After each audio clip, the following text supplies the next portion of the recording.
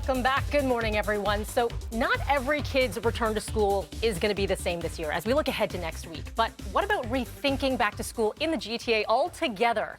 Founder of Toronto Nature School, Donnelly O'Neill, joins us now this morning to share how learning outdoors has been proven to help mental health for both kids and teachers. Julia, good morning to you.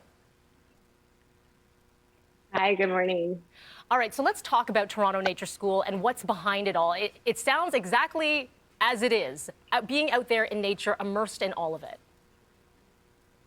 Yes, we started Toronto Nature School last year out of the pandemic, and it's based on the Scandinavian Forest School movement, which basically the idea is that anything that can be taught indoors can be taught outdoors, and often in a more fun and enjoyable way for kids. So we learn at the beach and in the forest, and instead of kind of doing the traditional math worksheet, we throw sticks and rocks into the water and kind of learn subtraction that way. Kind of smart. Okay, so for certain age groups, this would work very well. For Toronto Nature School, who does it cater to?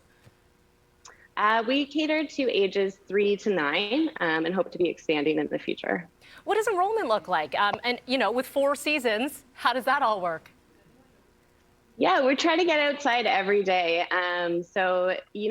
There's no such thing as bad weather, only bad gear is the philosophy that we try to go with. So we really encourage people to be enthusiastic, even when it's cold and rainy out, which I know sometimes as adults, it's hard to motivate ourselves to get out. So we really believe that having a positive attitude and the right clothing, you can learn outside in any weather.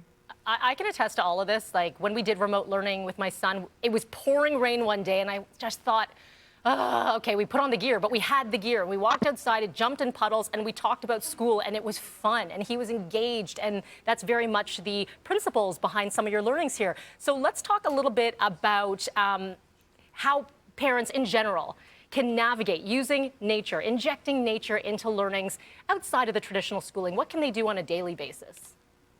Yeah, I know many parents will be working from home this fall and some kids will be back on virtual. So my suggestion would be to schedule some time into your days where you're going to go outside. Maybe that's if you know kids are going to get rowdy around 5 o'clock. I have 3 boys myself, so I get it. So maybe a little bit ahead of that time, you schedule, we're going to go for a walk right now, and then you stick to that schedule, and then everybody goes outside. I suggest even maybe leaving the phones behind if you can. And then when you come back in, you might realize that everyone's able to focus a little bit more on the tasks at hand. Very quickly for you, Julia, it has been proven time and time again that it helps with mental health to be out there in nature. We've seen reports from sick kids and various institutions. And for you, what does it mean for you as an educator to be out there and doing all of this? Yeah, for sure. The Sick Kids study that came out last May really suggested that kids should be learning and playing outside as much as possible. And I know the feedback from the kids that I see, the parents say they're kind of dressed, they're ready at the door, waiting to go, really excited to get out. And then, you know, being outside has given kids the sunlight and the fresh air. So they're actually sleeping better when they get home, which I know we all want to see. Yes, please. And they're burning energy. Exactly. So lots of positive benefits from being outdoors. Okay, so many more questions, but I'm going to refer people to your website, torontonatureschool.ca, at Toronto Nature School on Instagram if you want to reach out, if you want to learn more. Julia, thank you so much. Thank you.